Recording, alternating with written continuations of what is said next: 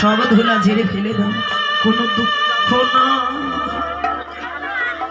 ওই চরণ দুটি বাকি রেখো, ওই চরণের ধুলা গায়ে মাখিবার জন্য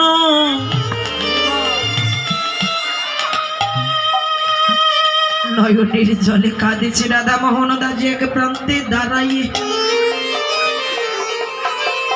কেন গো, জগতে ভগবানের যে ভক্ত হতে পারে তাদের আর কোনো কিছু কাম্য নয়, শুধু ভগবানের চরণ দুখা। পূবের বেলা পশ্চিমে উদয় হয় এটাও সম্ভব,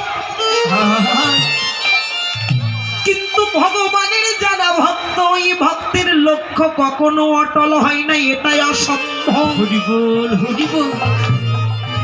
পূবের বেলা পশ্চিমে উঠবে এটাও সম্ভব, কিন্তু ভক্তের লক্ষ্য টলানোটা অসম্ভব। ভক্ত কখনো ভগবানের চরণ ছাড়া আর কিচ্ছু চায় না। হরি বল হরি বল, কিচ্ছু চাচ্ছে না। ভগবান নারদকে বলছে, নারদ পূবের বেলা পশ্চিমে উঠবে এটাও সম্ভব, কিন্তু আমার ভক্তের লক্ষ্য টলানো এটাই অসম্ভব। হরি বল হরি বল। নারদ বলছে, প্রভু